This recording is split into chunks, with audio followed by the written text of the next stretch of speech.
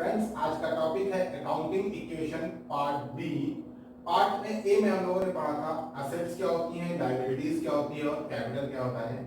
क्योंकि accounting equation assets is equal to liabilities plus capital होता है, तो असेट्स के बारे में पढ़ चुके हैं, लायबिलिटीज के बारे में पढ़ चुके हैं और कैपिटल के बारे में पढ़ चुके हैं। अब आगे हम लोग देखते हैं कि assets is equal to liabilities plus capital ये अपने आप में बैलेंस कैसे होता है, यानी ये इक्वेशन हर बार इक्वल कैसे चलती है, ये देखते हैं। So now without wasting the time let's start the class. Guys, accounting equation को समझने के लिए आपको ये समझना होगा कि असेट्स और लायबिलिटीज प्लस कैपिटल ये दो अलग अलग एक तराजू के पल्ले हैं। अगर आपकी असेट एक तरफ बढ़ती है तो इसको इक्वल करने के लिए या तो आपको अपनी लायबिलिटी बढ़ानी पड़ेगी या फिर अपनी कैपिटल बढ़ानी पड़ेगी। पहला रास्ता ये हो सकता है, पहला रास्ता ये हो सकता है कि दोनों ही साइड बढ़ जाए। दूसरा तरीका हो सकता है कि अगर आपकी असेट बढ़ रही है, लायबिलिटी और कैपिटल में कोई चेंजेस ना हो रहे हो सकता है कि आपकी एक असेट बढ़ रही हो और दूसरी असेट वहीं पर गिर रही हो। तो दूसरा तरीका हो सकता है बैलेंस करने का कि एक असेट बढ़ी तो दूसरी असेट गिर गई, इसकी वजह से लायबिलिटी और कैपिटल में कोई फर्क नहीं पड़ा, लेकिन अकाउंटिंग इक्वेशन अपने आप टैली कर गई। तीसरा तरीका हो सकता है कि आपकी असेट और लायबिलिटी में असेट गिरी तो लायबिलिटी को भी आपने गिरा दिया या कैपिटल को भी गिरा दिया, वो बताएगा आपका ट्रांजैक्शन की किस पे फर्क पड़ रहा है। चौथा तरीका हो सकता है कि आपकी असेट गिरी लेकिन लायबिलिटी और कैपिटल पे कोई फर्क नहीं पड़ा, दूसरी असेट हमारी बढ़ गई, तो ये बैलेंसेस बराबर हो गए। आपको असेट्स और लायबिलिटीज में और कैपिटल में ये ध्यान रखना है कि हर बार अकाउंटिंग इक्वेशन हमारी जो बैलेंसेस दिखाएगी वो दोनों तरफ के एक जैसे होने चाहिए। ये ना बड़ा होने पाए ना वो छोटा होने पाए, दोनों हमेशा बराबर हैं। अब दोनों बराबर होने के क्या केसेस हो सकते हैं आप वो देखिए। एक तरफ असेट है, एक तरफ लायबिलिटी है और एक तरफ कैपिटल है। ठीक, मान लेते हैं ये दोनों एक ही हैं और ये अकेला है। आपकी अगर असेट एक तरफ बढ़ रही होगी तो दूसरी तरफ आपकी लायबिलिटी भी बढ़ रही होगी। ये हो सकता है केस 1। केस 2 हो सकता है आपकी असेट एक तरफ बढ़ रही हो, दूसरी तरफ कोई चेंज ना हो रहा हो, दूसरी तरफ नो चेंज हुआ,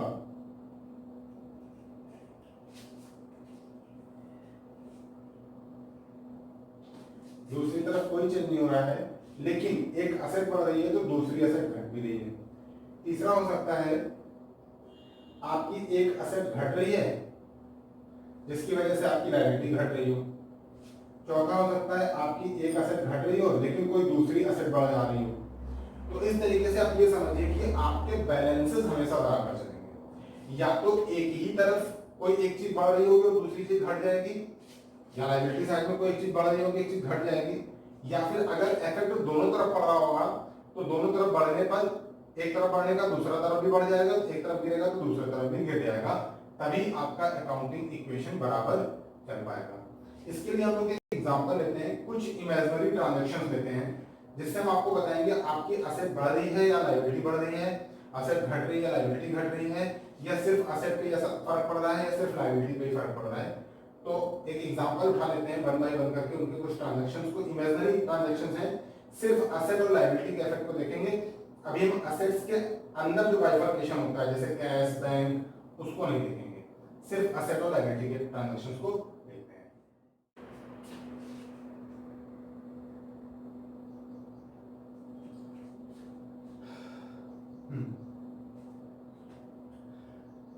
गाइस, एक इमेजिनरी क्वेश्चन बनाया गया है, यहाँ पर कुछ ट्रांजैक्शंस लिखे हैं और हम लोग सिर्फ इतना देखेंगे कि ये ट्रांजैक्शन हमारे असेट, लायबिलिटी या कैपिटल को कैसे अफेक्ट करते हैं।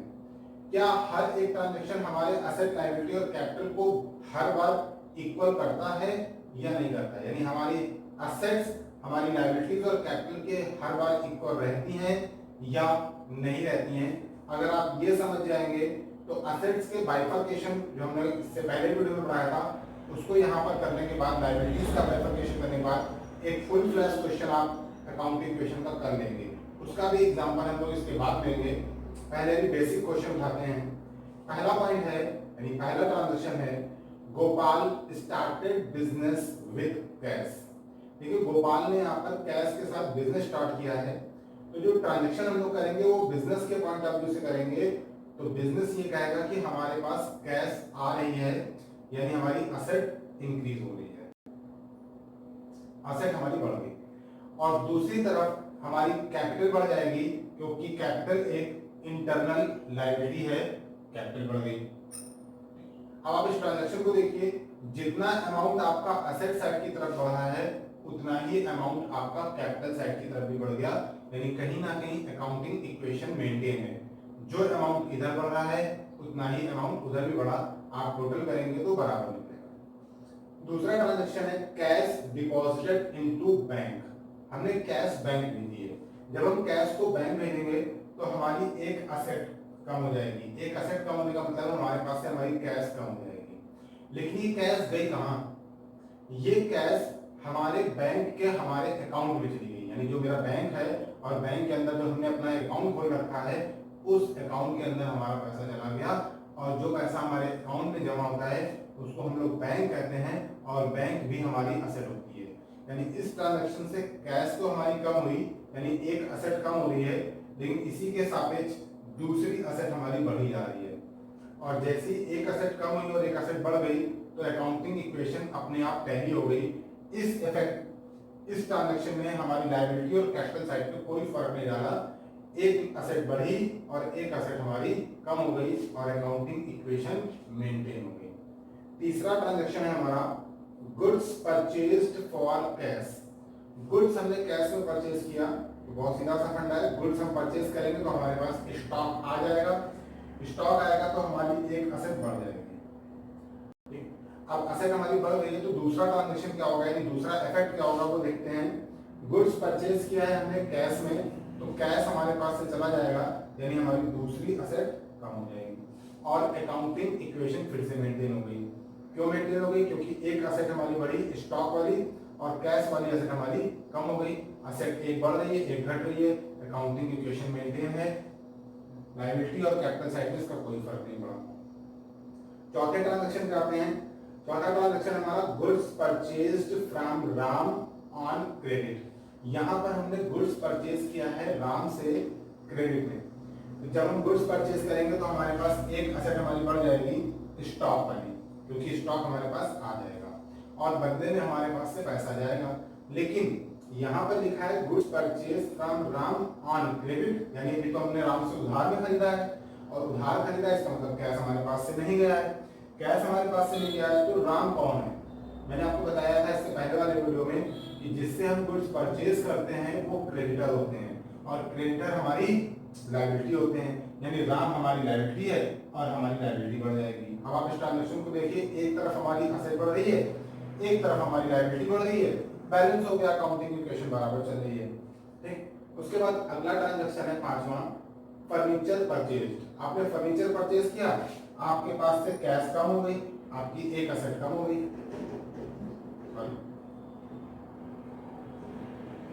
आपकी एक असेट कम हो गई कैश के पॉइंट ऑफ व्यू से, लेकिन आपके पास फर्नीचर आ भी तो गया तो आपकी दूसरी असेट बढ़ गई। एक असेट कम हुई, एक असेट बढ़ी, अकाउंटिंग इक्वेशन मेंटेन है, ना बढ़ रहा है ना घट रहा है, बराबर हो गया। फिर लिखा है कैश पेड टू राम। आपने राम को कैश पे किया है। राम कौन था ऊपर? अभी ऊपर आप देख के आए, राम हमारा क्रेडिटर था, आपने इसे कैश पे किया तो आपकी कैश कम हो गई, यानी एक असेट आपकी कम हो गई, आपकी इधर असेट कम हुई और जैसे ही आपने राम को पेमेंट कर दिया तो राम अब आपका क्रेडिटर भी नहीं रहा। क्रेडिटर था वो अभी तक, आपने उसे पैसा दे दिया, कहा भैया जा तेरा काम खत्म, तो यहां से आपकी लायबिलिटी कम हो गई।